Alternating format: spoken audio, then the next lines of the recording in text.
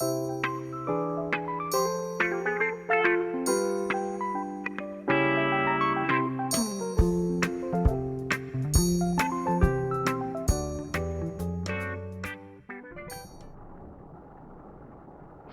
I'm Shelley Sweeney here at Carolina Arbors. Today, you're going to hear some poems read by some of our CA neighbors. Poems of their choosing. Each one is unique as the other. But that's what makes it interesting and fun. Well, there's two of them that I know will make you grin, if not laugh a little bit. There's a personal one that will touch your heart. There's one that I find very relatable to our current times. And one with the one-word title of the poem is something we all wish to receive, including in this community. Well, there's one that's going to take you back to your childhood, I'm sure, and one that no matter how it's read, well, you'll see. But before our readers come to share their poems, I have a very, very short one that I'd like to share. I spend my days daydreaming, but my nights wide awake, waiting for an epiphany to come and curl up next to me and whisper in my ear. So now, please sit back, listen, and enjoy.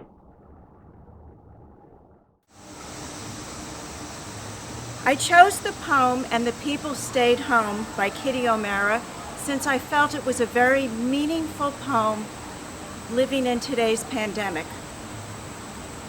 And the people stayed home and read books and listened and rested and exercised and made art and played games and learned new ways of being and were still and listened more deeply.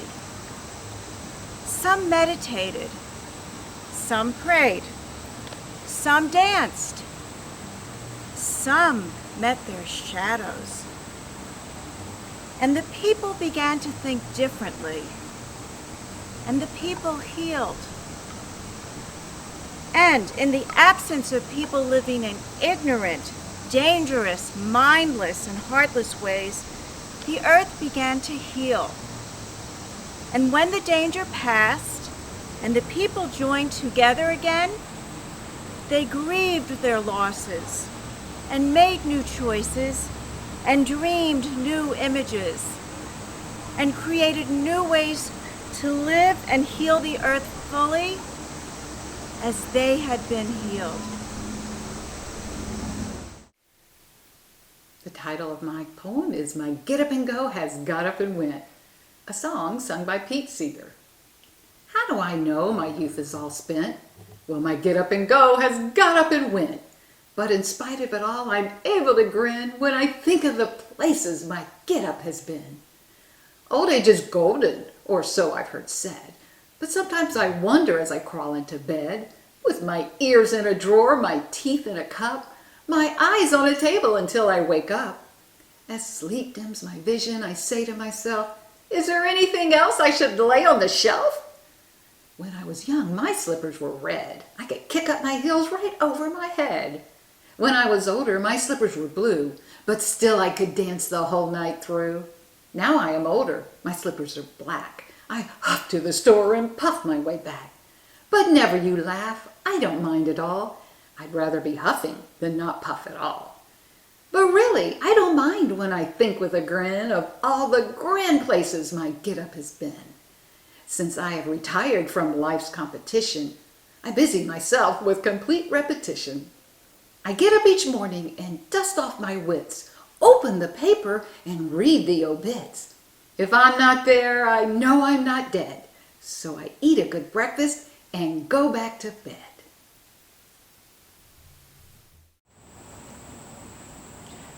I chose this poem because this is an important value to me. Respect by Tamara Sperling. Respect can be shown by doing small things. we can all appreciate the comfort it brings. Giving it is something only you can decide. What gets in the way is something called pride. People forget that others have feelings, being rude and insensitive in their dealings, choosing gossip over communication, hurting others with their fabrication. The bullying that we see in schools, in adulthood, makes us look like fools. This is not the way things should be. Instead, we can opt for courtesy. Our differences need not lead to yelling. The way we handle ourselves is quite telling. Do we have what it takes to put others first? Or are we just going to quench our own thirst? A thirst for having things our own way can prevent making someone else's day. Should respect be given only when it's deserved? Or should we focus on the peace preserved?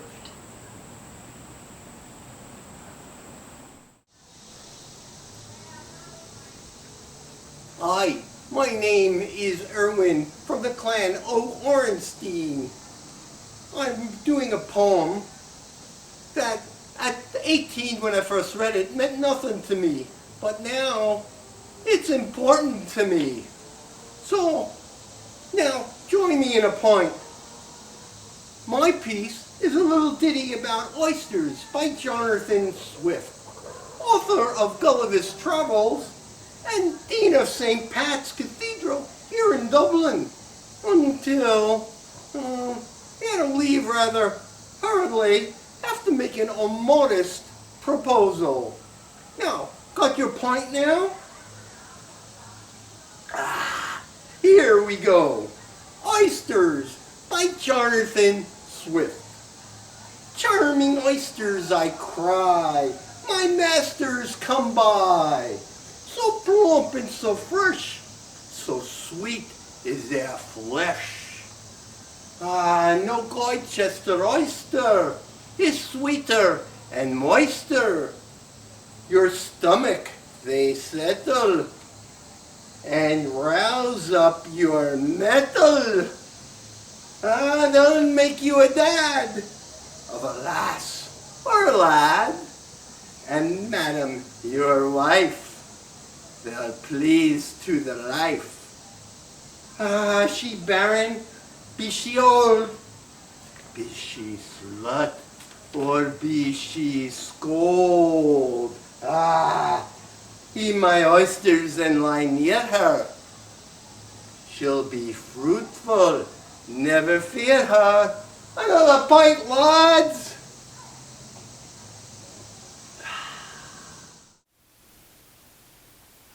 Perforated Wings by James Packet. We flew among the clouds, occasionally we'd soar. My youthfulness disguised what for me life had in store. They came upon me slowly, these perforated wings, a face I should recall, songs I could no longer sing. But soon the holes grew larger, and much to my dismay, months of the year had faded, as had the time of day. Shadows loom in corners where sunlight once streamed in. I know not where I'm going, and forget where I have been. The loss that I feared most, insidiously it came, when no longer I remembered each of my loved ones' names. A disease so devastating steals your mind just like a thief. The only saving grace is, in time it takes your grief. I know God will restore me, once I am laid to rest. Wings once again shall lift me, no longer put to test. So pray not for my memory, for now there is no cure. Pray for those still living, and for wings that ever soar.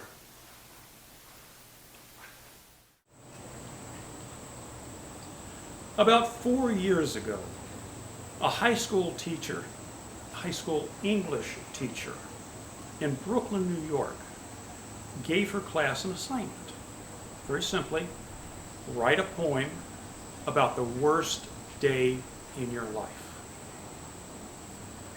One of the students, a 16-year-old girl named Jaime Gorkin, took offense to that and said she didn't want to spend all her time thinking about bad things.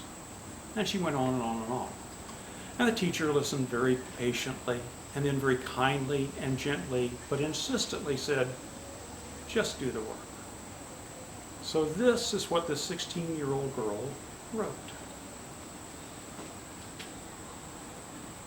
Today was the absolute worst day ever. And don't try to convince me that there's something good in every day, because when you take a closer look, the world is a pretty evil place.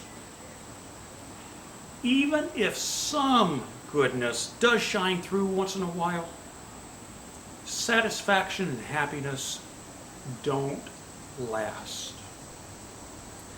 And it's not true that it's all in the mind and heart, because true happiness can be attained only if one's surroundings are good. It's not true that good exists. I'm sure that you can agree that the reality creates my attitude. It's all beyond my control. And you'll never in a million years hear me say that today was a good day. So the student handed in her work. But she told the teacher, says, if you really want to know what I think, what I really feel, read it in reverse. This 16-year-old had written what is called a reverse poem. The same words, same lines can be written and read one way or a completely different way. The magic of it is this: the reality is the same. We have the exact same 21 lines, the exact same 112 words. The reality is the same. It all depends on your point of view. So when the teacher read it from the bottom up in reverse, here is the take on the reality of those words. Today was a good day. And you'll never in a million years hear me say that it's all beyond my control. My attitude creates the reality. I'm sure you can agree that it's not true that good exists only if one's surroundings are good. True happiness can be attained because it's all in the mind and heart. Some goodness does shine through once in a while, even if the world is a pretty evil place. Because when you take a closer look, there's something good in every day. And don't try to convince me that today was the absolute worst day ever. So the choice is always yours. As for me, I'm planning on having a good day.